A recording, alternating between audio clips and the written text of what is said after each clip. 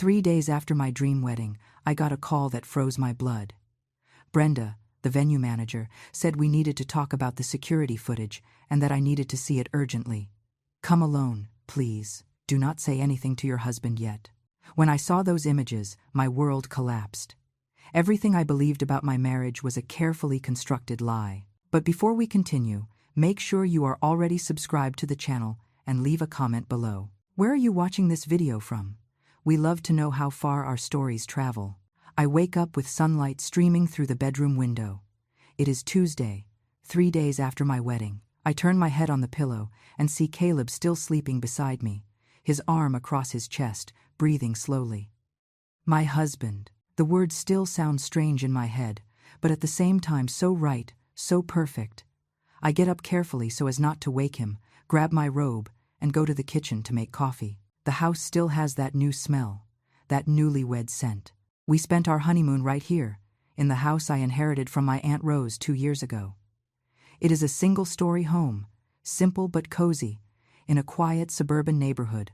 2 bedrooms, a spacious living room, and a kitchen I remodeled myself, my little corner of the world. While the coffee maker makes that familiar gurgling sound, I pick up my cell phone from the table. Congratulations messages are still coming in, along with photos guests took on Saturday. I smile looking at the images.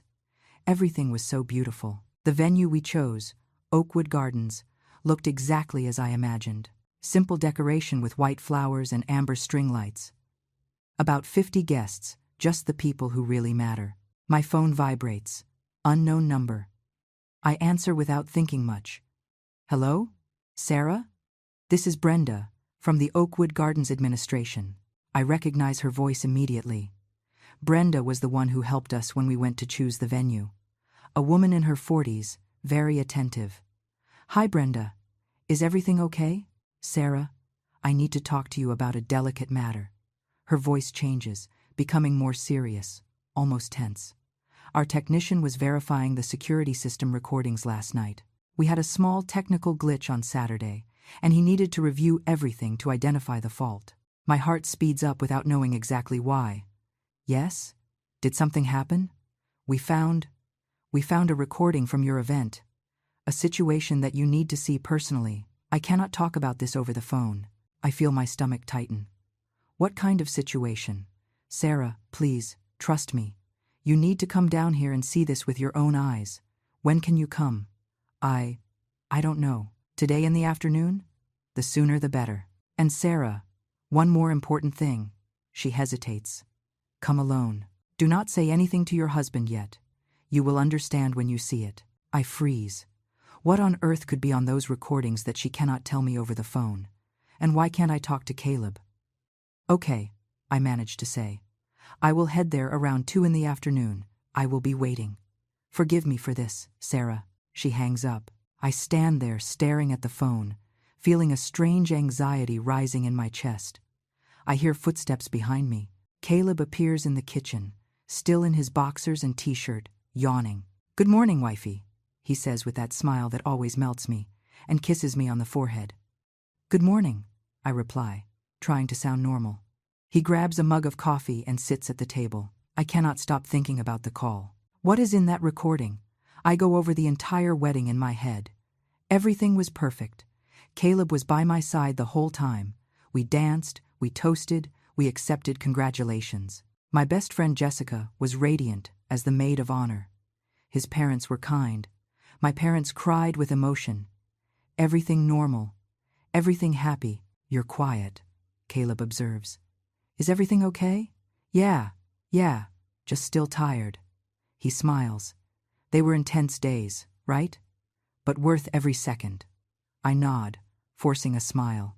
He finishes his coffee and says he needs to swing by work to resolve a pending issue. He is a civil engineer at a small construction firm. He works a lot, earns reasonably well, and is dedicated. He always was. I met Caleb a year and a half ago at a barbecue at a mutual friend's house. He was there, talking football with the other guys. And when our eyes met, I felt something different. We started talking that night and never stopped. He was funny, attentive, interested in everything I talked about. I am a high school history teacher at a public school. I do not earn much, but I love what I do. Caleb always respected that, always encouraged me. 6 months later, he proposed. He said he did not want to wait any longer, that he was certain I was the one. I was certain too. My parents adored him. My mom said, "That boy has sincere eyes." My dad, more suspicious, investigated a bit but ended up approving. Caleb was exactly what he seemed. A decent, hard-working, honest man, or at least that was what I thought. Now, with that strange call from Brenda, a seed of doubt is planted in my chest. I do not want to believe it could be something bad. Maybe it is just some problem with the bill, or some guest who behaved badly and she wants to warn me. Yes, that must be it. Caleb gets dressed and leaves around 10 in the morning. I stay home alone, pacing from one side to the other. I cannot concentrate on anything. I turn on the TV, turn it off, grab a book, read 3 pages, and absorb nothing. The clock seems to move in slow motion. Finally, it is 1:30 in the afternoon. I get ready quickly, jeans and a blouse, tie my hair back. I grab my purse and car keys. My heart beats fast as I drive to Oakwood Gardens. It is about 20 minutes from home in a more secluded area, surrounded by trees. It is a beautiful place, perfect for intimate weddings like ours. When I arrive, the parking lot is empty. The place only operates for scheduled events, so on weekdays, it is deserted. The main door is ajar. I enter slowly. Brenda? She appears from the side hallway, wearing dress pants and a white shirt. Her face is serious, almost worried. Sarah, thank you for coming. Let's go to the office. I follow her down a narrow hallway to a small office in the back. There is a desk, 2 chairs, an old computer, and a pile of stacked folders. She closes the door behind us. Have a seat, please. I sit, my hands sweating. Brenda pulls the other chair closer and sits in front of me. Sarah, what I am going to show you is very hard. I thought a lot about whether I should or not, but I decided that you have the right to know. Know what? For the love of God, Brenda. You are scaring me. She takes a deep breath, turns the computer monitor toward me, and clicks the mouse. The screen shows a black and white image, clearly from a security camera. I recognize the place. It is the storage shed in the back of the venue, where they keep extra chairs, folding tables, and cleaning supplies. There is an old sofa leaning against the wall, full of boxes stacked around it. This camera is in the shed, Brenda explains. We installed it after we had some break-ins a few years ago. It records image and sound. The time in the corner of the screen reads 10:17 at night. Saturday, the night of my wedding. Brenda presses play. The door to the shed opens. A woman enters. I recognize her immediately. It is Jessica, my maid of honor, my best friend since college.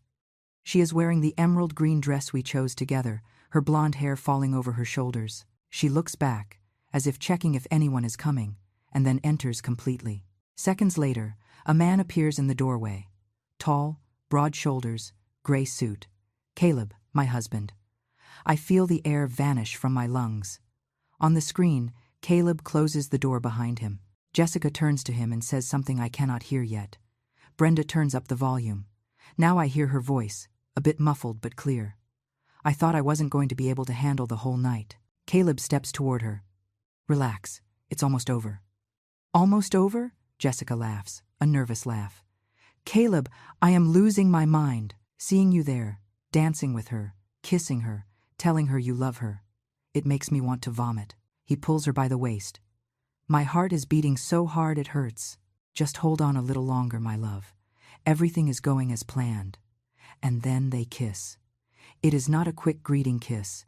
It is a long, deep, desperate kiss. Caleb's hands are on her hips. Her hands are on his face. They kiss like people who have desired each other for a long time. Like lovers. I cannot move. I cannot breathe. I can only stare at that screen, feeling every second like a stab wound. They separate. Jessica presses her forehead against his. How much longer are we going to have to pretend? Just until she puts the house in my name, Caleb replies, and his voice is calm, calculating. I am working on that. I already mentioned putting everything on the deed, putting it in both our names to legalize it. She is going to accept, I am sure. She is too naive. Jessica lets out a bitter laugh. Naive? She is an idiot, Caleb. She always was. Remember in college? While we were having fun, she stayed in studying like a fool. She never had a decent boyfriend. Lived alone. It was too easy to make her fall in love with you. Caleb smiles. That smile I thought was beautiful. That made me feel special. Now I see what it really is. Cruel. Fake. It was. All it took was being attentive, bringing little flowers, giving compliments. She fell for it hook, line, and sinker. And the house? Jessica asks, anxious. Are you sure she is going to put it in your name? Totally. Sarah trusts me blindly. I am going to tell her it is for our security, that it is important we are equals in the marriage. She is going to sign the papers without thinking twice. And then? Then we wait a few months. I ask for a divorce, sell the house, and we disappear from here. We go to another city. Start over. Just you and me, like it always should have been. Jessica kisses him again. Tears stream down my face without me realizing it. I cannot look away from the screen. I love you, she whispers. I love you too. I have always loved you. Only you. They stay a few more minutes talking quietly, laughing, touching each other. Then Jessica says she needs to get back to the reception before someone notices her absence. Caleb says he will leave a few minutes later. They kiss one more time, and she leaves. He stays alone in the shed, checks his cell phone, and then leaves too. The screen goes empty. Brenda pauses the video. The silence in the office is absolute. I feel as if my whole body is numb. It is not real. It cannot be real. But it is. It is right there, recorded, impossible to deny. Sarah, speaks Brenda softly. I am so sorry. I truly am so sorry. I cannot speak. The words are stuck in my throat, mixed with sobs I cannot control. My entire life over the last 18 months was a lie. Caleb never loved me. Jessica was never my friend. They were together the whole time, laughing at me, planning to rob me. The house, of course. It was always about the house. The house my Aunt Rose left me when she died. A woman who worked her whole life as a seamstress, saved every penny. She bought that house with the sweat of her brow. She raised me after my mom died when I was 12. She was my second mother, and she left me the only thing of value she had. Caleb knew that. Jessica knew that. And the two of them cooked up this disgusting plan to rob me. Do you want a copy of the recording? Brenda asks gently. I manage to nod. She plugs a USB drive into the computer and transfers the file. When it finishes, she hands it to me. Sarah, if you need anything, a witness, whatever, I am here. Thank you, I manage to whisper. I leave there in a state of shock. I get into the car, close the door, and sit there, staring at nothing. The USB drive is in my hand, small, light, but carrying the weight of the entire truth. I do not know how long I stay there. It could have been 10 minutes. It could have been an hour. Eventually, I start the car and drive. Not home. I cannot see Caleb right now. If I see him, I do not know what I will do. I drive to my parents' house. They live in a small apartment on the other side of town. My dad is retired. He worked his whole life as a bus driver. My mom is a homemaker, simple, honest people who taught me to trust people, to see the good in the world. And now I discovered that trust was used against me. I park in front of the building and call my dad. Dad, can I come up? I need to talk to you and Mom. It is urgent. Of course, sweetheart. Come up. I enter the elevator and press the button for the 5th floor. When the door opens, my parents are already waiting in the hallway. Their faces change when they see me. Sarah, what happened? My mom runs to me. You are crying.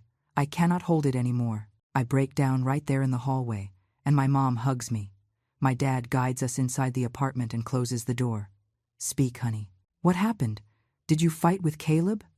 I sit on the living room sofa, between my parents.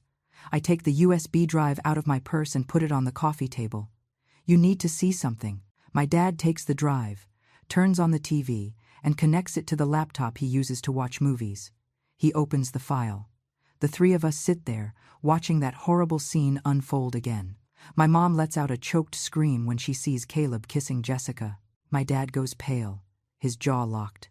When the recording ends, He is sitting with his fists clenched, trembling with rage. "I am going to kill that bastard," he says through his teeth. "Dad, no." "What do you mean no? Look what he did to you. Look how he deceived you. My mom is crying, hugging me. My daughter, oh my God, my daughter." I sit there, letting her comfort me, feeling empty. All the pain I felt in Brenda's office is giving way to something else, something cold, hard, anger. "Sarah, you are going to divorce him this very day," my dad says. "And Jessica, that snake, I am going to." "Dad, wait!" I raise my hand, asking for silence. "I need to think." "Think about what? Are you going to let that guy stay in your house?" "No. But I cannot just go home and tell him everything. He will deny it, he will invent excuses, he will try to manipulate me again." My mom wipes her tears. "So, what are you going to do?" I stay silent, looking at the USB drive. An idea begins to form in my head, an idea that makes my heart beat faster. I want everyone to know. I speak slowly. Everyone who was at the wedding. I want them to see who Caleb really is, who Jessica really is. My dad frowns. "How?" "I am going to organize a lunch next Saturday, a thank you lunch for the wedding guests. I am going to invite everyone again. And in the middle of the meal, I am going to show that recording to everyone." My mom opens her eyes wide. "Sarah, are you sure?" "Absolutely. They laughed at me, Mom. They made plans to rob me, to use me. They thought I was too stupid to figure it out. I want them to feel shame. I want everyone to know." My dad thinks for a moment, then nods slowly. "It is risky, but it is fair. I will help you," my mom says, taking my hand. "Whatever you need." I spend the rest of the afternoon at their house, putting together the plan. My dad writes everything down in a notebook. First step, rent Oakwood Gardens again. Second step, invite all the wedding attendees. Third step, prepare the presentation of the recording. I call Brenda and explain what I want to do. She stays silent for a few seconds, then says, "Sarah, you are absolutely right to do this. I will help you. I will give you a discount on the rental, and I will personally handle the equipment for the projection." "Thank you, Brenda. You're welcome." That kind of people needs to pay for what they do. I hang up and start making the guest list. 50 people in total. My parents, aunts, uncles, cousins, Caleb's parents, his sister, friends from the school where I work, his friends from work, and of course, Jessica. My mom helps me write the invitation messages. We send them via WhatsApp to everyone. "Hello, Caleb and I want to thank you for your presence at our wedding by hosting a special lunch next Saturday. Same place, at noon. It will be a lovely gathering, with good food and lots of gratitude. We are counting on you." The replies start coming in. Most confirm attendance immediately. Some ask if they can bring a +1. I tell them yes. The more people, the better. "Let everyone know," Jessica replies in less than 5 minutes. "Ah, how sweet. Of course, I'm coming. Wouldn't miss it for the world." She follows the message with several heart emojis. I feel bile rise in my throat. How can she be so fake? How can she send me affectionate messages after everything? When 6 o'clock approaches, I go back home. Caleb is in the living room watching TV. "Hi, babe. Where were you?" I was worried. I force a smile. "I went to my parents' house. My mom wasn't feeling well. I stayed there helping her." "Oh, poor thing. Is she better?" "Yes, she is." He gets up. He comes to kiss me. I have to make a superhuman effort not to turn my face away. I let him kiss me on the lips, feeling disgust, repulsion. But I cannot show it. "Not yet. Babe, I had an idea." I speak, feigning excitement. "I wanted to host a lunch next Saturday to thank the people who came to our wedding." "What do you think?" Caleb frowns. "A lunch? I don't know, Sarah. Isn't it too soon for that?" "Oh, but it will be cool. A way to give back the affection from everyone. And it will be at the same place. Easy to organize." He hesitates. I see in his eyes that he doesn't want to, but he also doesn't want to seem rude. "All right. If you want to, let's do it." "Thanks, babe. It is going to be beautiful." He returns to the sofa. I go to the kitchen and start making dinner, my hands trembling. Every second by his side is torture. But I need to hold on. Just a few more days. Just until Saturday. During the week, I keep the routine normal. Wake up, make breakfast, go to work at the school, come back, make dinner, watch TV with Caleb, go to sleep. At night, when he hugs me in bed, I close my eyes and think of something else. Anything but that lying man beside me. Jessica sends me messages every day. How are you, friend? Married life treating you well? Let's grab coffee. I reply to everything with feigned joy. Everything is super. He is perfect. See you Saturday at the lunch. On Thursday, Brenda calls me confirming everything is ready. The hall reserved, tables organized, catering hired, and the projector with screen installed, connected directly to the USB. Are you sure about this, Sarah? She asks. Absolutely. Then, it is done. Saturday at noon. It is going to be intense. Friday night arrives. Caleb is on the sofa with his phone, probably talking to Jessica, arranging when they are going to see each other again, laughing at my face. I feel the rage boil inside me. Sarah, come here a sec, he calls me. I go to the living room. I sit next to him. I was thinking, he starts, with that smooth voice that used to fool me, about fixing the house deed, putting it in both our names.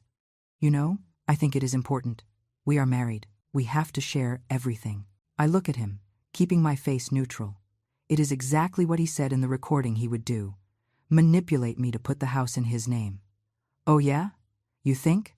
I think. It is a matter of security, of equality. I do not want to feel like I am just crashing in your house. I want it to be our house for real. The words come out of his mouth so smooth, so convincing. If I hadn't seen that recording, I probably would already be accepting, thinking his gesture is sweet. Let me think about it a little, I reply. He seems surprised. Think? Why? It is something natural between married couples. I know, babe. I just want to be sure. It is Aunt Rose's house, you know? It has great sentimental value. I see a shadow pass over his face. Irritation, impatience, but he hides it quickly. Of course I understand. No rush. I get up and go to the bedroom. I hear him grumble something quietly, but I ignore it. Tomorrow everything ends. I wake up Saturday with a pit in my stomach. Caleb is still sleeping. I get up, shower, dress carefully. I choose a simple but nice outfit, jeans, and a white blouse. I want to look serene, in control. Caleb wakes up. He gets ready. On the way to Oakwood Gardens, he tries to talk, but I answer with monosyllables. He notices I am weird. Are you okay, Sarah? Yes. Just a little nervous about the lunch. Nervous why? It will be chill. Yes, it will be. We arrive at the venue shortly before noon. Brenda is at the door. She greets me with a knowing look. The guests start arriving. My parents, already knowing everything, hug me tightly. I see in their eyes the same determination I feel. Caleb's friends arrive. His parents, his sister, Susan, Caleb's mom, comes to greet me all smiles. How lovely, Sarah. You are so thoughtful. I smile, thanking her. His sister, Emily, is also kind. None of them know what is about to happen. Jessica arrives last, entering the hall as if she were a star. Tight red dress, high heels, hair blown out. She comes straight to hug me. Friend, what a wonderful lunch. You are the best. I return the hug, feeling the urge to push her away, but I control myself. Thanks for coming, Jess. She goes to greet Caleb. She gives him a kiss on the cheek casually. The two exchange a quick glance that does not go unnoticed by me. Are they arranging something? Planning the next secret meeting? Everyone settles at the tables. The buffet is served, varied food, drinks. People eat, talk, laugh. It is a happy, normal scene. No one imagines what is coming next. I wait for everyone to finish eating. Around 1:30, I stand up and go to the center of the room, near the screen that is covered by a cloth. Hey everyone, can I have your attention for a minute? The conversations die down. Everyone looks at me. Caleb, too, with a curious smile. Caleb and I wanted to thank you all so much for your presence at our wedding. It was an unforgettable day. People smile, some clap. And to make this lunch even more special, I prepared a surprise. A behind-the-scenes video of the wedding. Images you guys didn't see but that are very revealing, I signal to Brenda. She kills the lights in the hall, leaving only the natural light from the windows. She turns on the projector. The screen lights up. The black and white image of the storage shed appears. Some guests lean forward, curious. Caleb frowns. Sarah? What is that? I do not answer. I just look at the screen. The door to the shed opens in the recording. Jessica enters. I hear some confused murmurs in the room. Then Caleb enters on the screen. He closes the door. The room goes absolutely silent. On the screen, Caleb and Jessica start talking. Brenda turns up the volume. Their voices fill the space. I thought I wasn't going to be able to handle the whole night. Relax.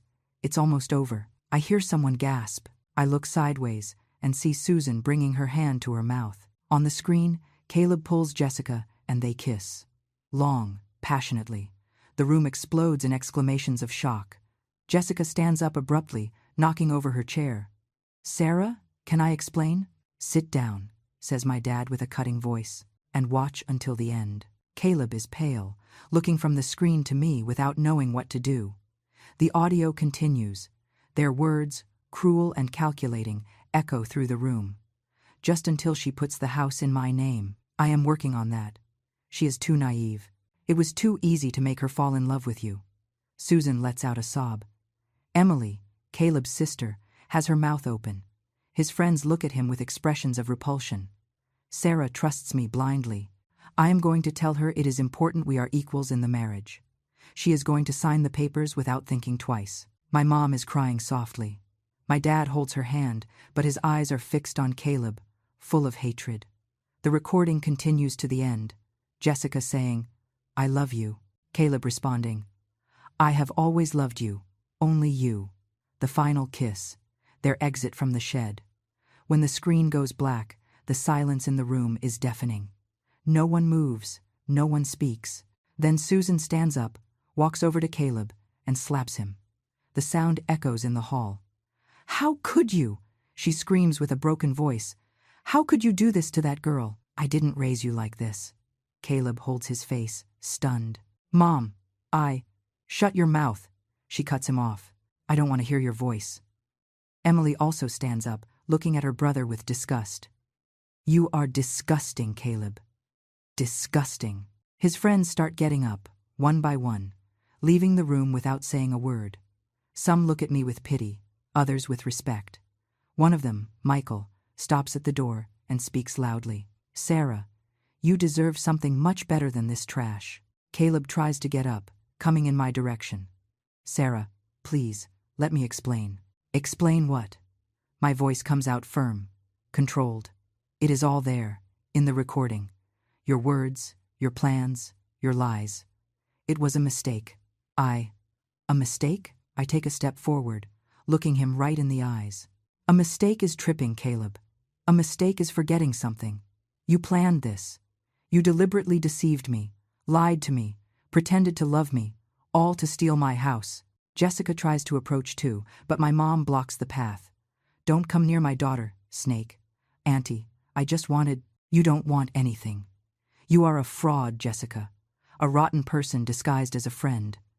Tears stream down Jessica's face, but I do not know if they are of regret or shame for being exposed. My dad stands up, walks toward Caleb.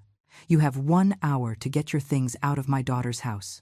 1 hour. If when I get there, you are still inside, I am calling the cops. But sir, 1 hour, repeats my dad. Louder. Caleb looks around, seeking support, but finds only looks of contempt. Even his own parents turn their backs on him. Susan is crying, being consoled by Emily. Sarah, Caleb tries one last time. Can we talk? In private? We have nothing to talk about. You lied from the beginning. You invented feelings, pretended to be who you are not. You used my trust against me. All for money, for a house. I take the ring off my finger. It shines in the dim light of the hall. I walk up to him and put the ring in his hand, closing his fingers around it. Here, it means nothing. It never did.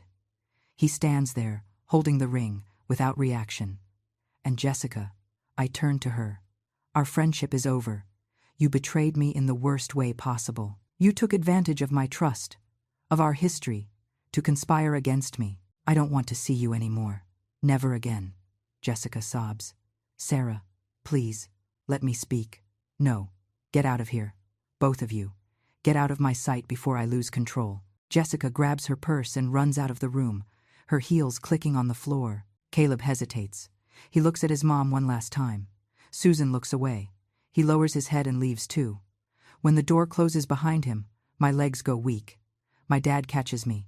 Easy, sweetheart. It's over. The guests who are still in the room start coming to talk to me. My friends from school hug me, crying along with me. My coordinator, Mrs. Higgins, holds my hands. You were very brave, Sarah. Very. I admire you. My aunts, cousins, everyone comes to offer support. Even some of Caleb's friends, the ones who were closer to me too, come to apologize. We didn't know anything, Sarah. If we had known, we would have told you. I know, it's not your guys' fault. Susan approaches at the end, her eyes red from crying so much. Sarah, forgive me for my son. I don't know what happened to him. I swear I didn't know anything about this. I hug her. I know, Susan. You were always good to me. That doesn't change. He isn't going to get away with this. I'm going to make sure he learns his lesson. Emily hugs me too. You deserve the world, Sarah. I hope you find someone who truly values you. They leave. Gradually the hall empties. I am left alone with my parents and Brenda. Let's go home, says my mom. You need to rest. I'm going with you guys, says my dad. I'm going to make sure that bastard is gone. Brenda hugs me. You were incredible. Seriously. I've never seen someone with so much courage. Thank you, Brenda, for everything. We leave the place. The sun is strong outside, contrasting with the storm that just passed inside the hall. We get into the car, and my dad drives to my house. When we arrive, I see that Caleb's car is no longer in the driveway. We enter.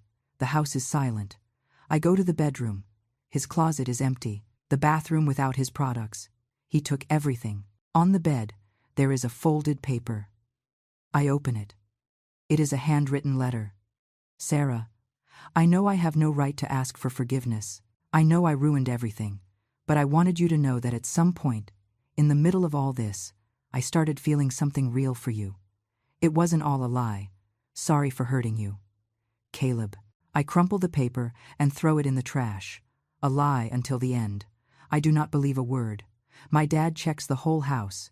He verifies if he didn't take anything besides Caleb's personal things. Everything is in its place. I am going to change the locks tomorrow, he says. Just to be safe. Thanks, Dad. They stay with me the rest of the day. My mom makes food. My dad stays with me in the living room. Night falls, and they insist on sleeping in the guest room. We aren't going to leave you alone today, says my mom. I don't argue. I don't want to be alone anyway. I lie in bed, staring at the ceiling. I should be feeling empty, destroyed, and partly I feel that way. But I also feel something else. Relief, justice, liberation. Caleb isn't going to succeed in robbing me. Jessica isn't going to pretend to be my friend anymore. Everyone knows the truth now. And I am no longer the naive Sarah they thought I was. I sleep deeply for the first time in a week. I wake up Sunday with the sun coming through the window. I hear voices in the kitchen. I get up and go there. My parents are making breakfast. Good morning, sweetheart, says my dad. It is weird to have them here in my house, but good. It makes me remember when I was a child, waking up in their house before my biological mom died. Simpler times. My cell phone vibrates on the table. Several messages. I open them. They are from my school friends, cousins, even people I barely know, all giving me support, saying I did the right thing. There is a message from an unknown number. I open it. Hi, Sarah. It's Michael, Caleb's friend. I wanted to tell you that you were amazing yesterday. Caleb doesn't deserve you. If you need anything, count on me. Take care. I smile. Good people still exist. There is another message. That one is from Jessica. My first instinct is to delete it without reading, but curiosity wins. Sarah, I know you don't want to talk to me, but I need to tell you I am so sorry. Truly so sorry. I was an idiot. A horrible person. You were always good to me, and I betrayed you. I don't expect your forgiveness, but I wanted you to know that I will carry this guilt forever. I delete the message without replying. The words mean nothing coming from her. Monday arrives. I return to work at the school. As soon as I enter the teacher's lounge, my colleagues surround me. Sarah, how are you? Do you need anything? You were so brave. Mrs. Higgins, the coordinator, calls me in private. Sarah, if you need a few days off, we understand. No, thanks. I prefer to work. It distracts me. She nods. You are strong. I admire that. The classes actually help. Being with the kids, teaching history, grading papers. It is a refuge from the emotional confusion I still feel inside. On Tuesday, I receive a call from a lawyer. It is someone Susan, Caleb's mom, hired to help me. Mrs. Sarah, my name is Mr. Davis. I was hired by Mrs. Susan Patterson to assist you with the divorce proceedings. She insists on paying all expenses as a way of apologizing for her son. I get emotional. Susan doesn't have to do that, she insists, and I agree with her. Mr. Caleb committed moral fraud. Although not a crime, it is an injustice that needs to be repaired. Thank you, Mr. Davis. I will prepare all the documents. With the recording as evidence, the divorce will be quick. And Mr. Caleb will not have rights to anything of yours. Not the house, not alimony, nothing. Perfect. I hang up, feeling a weight lift off me. Susan calls me right after. Sarah, dear, I can't sleep thinking about what my son did. Please, accept my help. Susan, you are not to blame, but I am his mother. I have responsibility. Let me do this for you. Okay, thank you.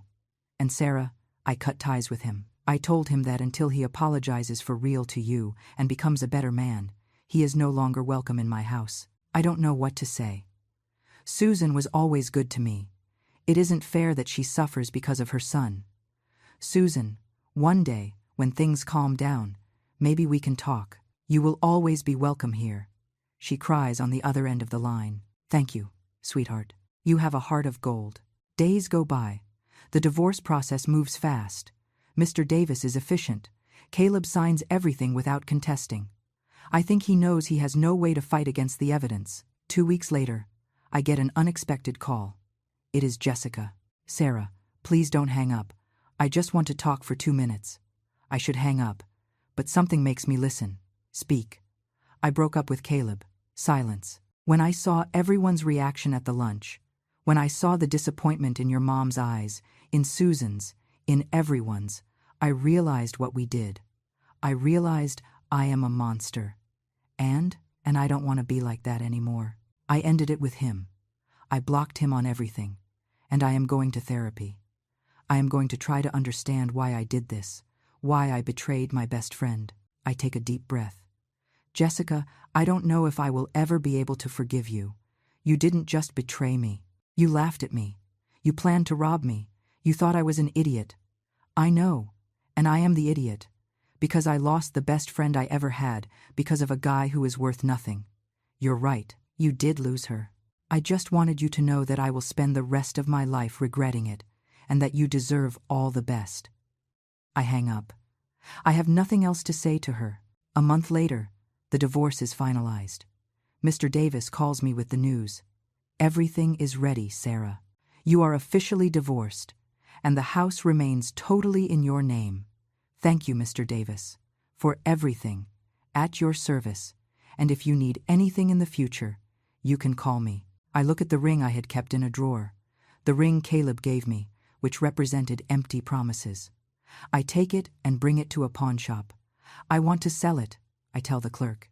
He evaluates it. I can give you $200. Perfect. I sell the ring. With the money, I buy new books for my classroom. Something productive. Something that helps other people. Life goes back to normal. Work, home, family, friends. But something changed in me. I am no longer naive. I do not trust blindly. And that is not bad. It is growth. 3 months after the fateful lunch, I am at the farmer's market on Sunday with my mom. We are picking out fruit when someone calls my name. Sarah? I turn around. It is Michael, Caleb's friend, who sent me the supportive message. Hi, Michael. What a coincidence running into you here. How are you? Good. Moving forward. That's good. You deserve it. We talk a bit. He is nice, funny. When we are about to say goodbye, he hesitates. Sarah, I know it might be too soon, but would you accept grabbing a coffee with me someday? Just to talk. No strings attached. I look at him. There is sincerity in his eyes. I think for a moment. You know, Michael, I am still recovering from everything that happened. I am not ready for anything right now. I understand perfectly. But when you feel ready, I would love to get to know you better. For real, no lies. I smile. I will think about your invitation. Thank you. He smiles back and leaves. My mom gives me a gentle nudge. Seems like a good guy? He seems like it, but I am going to take it slow. Doing well? Did you learn the lesson? Yes, I learned. I learned that not everyone is what they seem. I learned that trust needs to be earned, not given for free. I learned that I am stronger than I thought. 6 months later, I agree to coffee with Michael. We talk for hours. He tells me about his life, his dreams, his fears. He is honest, transparent. He doesn't make empty promises, and I like that. We start seeing each other frequently. No rush, no pressure, just getting to know each other for real. One day, he asks me about Caleb. Do you still feel anything for him? I think before answering, no. I feel pity for him. Pity for someone who is capable of destroying people for self-interest. But anger, sadness, love, none of that. He is a stranger to me. And Jessica? Her too. She sent me a message last month asking to talk. I deleted it without replying. Michael nods. You have every right. I know. Another 6 months pass. Michael and I are officially dating. He is different from Caleb in everything. He doesn't make exaggerated promises. He doesn't try to impress me with lies. He is himself, simple and true. When he sees my house, he makes no comment about putting it in his name, about splitting it, about deeds. He simply says, "Your house is beautiful, Sarah. You can feel the love you have for it, and that makes me trust him even more." A year and a half after the disastrous marriage with Caleb, I am sitting on my front porch, drinking coffee and reading a book. It is Sunday morning. The sun is rising. The birds are singing. Michael is next to me, reading the news. We don't live together yet. I am in no rush, and he respects that. My cell phone vibrates. It is a message from Susan. Good morning, Sarah. Caleb got married yesterday, to a girl he met 6 months ago. Just wanted to warn you in case you see it on social media. Hope you are well and happy. Kisses. I show the message to Michael. So, how do you feel? I think for a moment. Nothing. I feel nothing. I just hope he doesn't do to her what he did to me. Do you think he changed? I don't know. And it's not my problem. Michael kisses my forehead. You are incredible. Did you know that? I smile. 2 years after the fateful day of the lunch that changed my life, I am at school decorating my classroom for the end-of-year holiday party. The kids help me, hanging ornaments, taping up drawings. Mrs. Sarah, are you going to get married again? An innocent student asks. I laugh. Maybe someday, Laura. Why the question? Because my mom said, you are pretty and cool, and you deserve a real prince. I get emotional at the child's simplicity. Your mom is very kind. Tell her I appreciate it. That night, Michael picks me up at school. We go to dinner at a simple restaurant, one of those we like. During dinner, he is quiet, kind of nervous. Everything okay? I ask. Yes, it's just, I wanted to tell you something. My heart speeds up. Could it be? Sarah, we have been together for over a year, and I have never been so happy in my life. You are everything I ever wanted. Smart, strong, real. Michael. Relax, let me finish. I know you went through a lot. I know you have scars, and I don't want to rush anything, but I wanted you to know that I love you, truly, and when you feel ready, I would like to build a life with you. No pressure, no rush, on your timeline. My eyes fill with tears, but they are not tears of pain, they are of gratitude. I love you too, Michael, and I also want to build something with you. But you are right, let's go at our own pace. He smiles, relieved. No rush. No rush, I repeat. We finish dinner talking about the future. Simple plans, honest, traveling together, maybe living together in a few months. Who knows, maybe getting married in a few years. all at the right moment. When I get home that night, I sit on the sofa and think about everything I went through. The pain of betrayal, the humiliation, the rage. But I also think about the strength I discovered in myself, the courage to face the truth and expose the lie. I grab my journal, which I started writing in after everything happened. The therapist I started seeing suggested I write down my feelings. It has been helpful. I write, "Today Michael told me he loves me, and I believe him, not because I am naive again, but because he showed, day after day, that he is real, and that makes all the difference. I learned that love isn't just pretty words and empty promises, it is consistent actions. It is respect. It is truth." Caleb never knew what that was. Michael knows. And finally, I found peace. I close the journal and go to sleep, feeling complete for the first time in a long time. 3 years after the lunch that exposed everything, I receive an unexpected invitation. It is from Emily, Caleb's sister. "Sarah, I know it is weird, but my mom is turning 60, and she really wanted you to be there. She still considers you like a daughter. You don't have to accept. I understand if you don't want to come, but it would be very special for her." I talked to Michael about it. "What do you think?" "I think it depends on what you feel. Susan was always good to you. If you want to go for her, not for Caleb, then go. I think it over and decide to go. But I make it clear to Emily, I am coming. But if Caleb is there, I am leaving. He won't be there." My mom made it clear he shouldn't show up. The day of the party, I arrive with Michael. Susan sees me and runs to hug me, crying, "Sarah, my daughter, thank you for coming. Happy birthday, Susan. You deserve everything good." "And who is this handsome young man?" "He is Michael, my boyfriend." Susan squeezes his hand tightly. "Take good care of her, okay? She is special." "I know, ma'am. And rest assured I take care of her." The party is pleasant.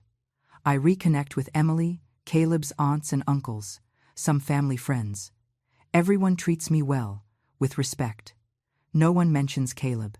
It is as if he didn't exist. At the end of the night, Susan calls me to a corner.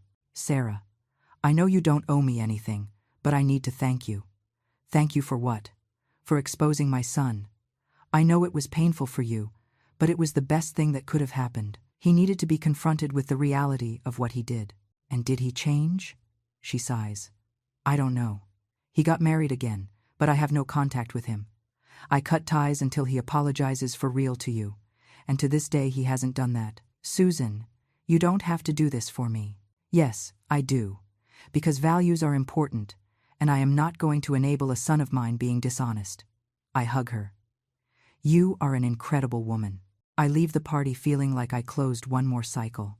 Susan is not to blame for what her son did, and maintaining a relationship with her doesn't mean forgiving Caleb. It means recognizing that good people exist, even in complicated families. Today, 5 years after that disastrous marriage, I look back and see how much I grew. I am no longer the naive Sarah who believed in everything, but I am also not bitter or closed off. I learned to trust again, but with wisdom. I learned to love again, but with my eyes open. Michael and I got married at the courthouse. Something simple, just with close family. No big party, no fanfare. Just the essentials, true love, and people who genuinely care about us. I still live in my house, Aunt Rose's inheritance, and now Michael lives with me. But the house remains in my name, not because I don't trust him, but because I learned that having my own financial security is important, and he never suggested anything different. He respects my decisions. Sometimes, when I pass by Oakwood Gardens, I remember that day, the lunch that changed everything, the public exposure of the betrayal, and I no longer feel pain, I feel gratitude, because if I hadn't discovered everything, I would have passed the house to Caleb. I would have been robbed. I would have lost much more than I lost. Life taught me that not every loss is bad. Losing Caleb was the best thing that happened to me, because it cleared the path for me to find something real. Now, if you liked this story, click subscribe and tell me in the comments which part left you with your mouth open. Oh, and don't forget to become a member to get access to exclusive videos that I don't upload here. See you there.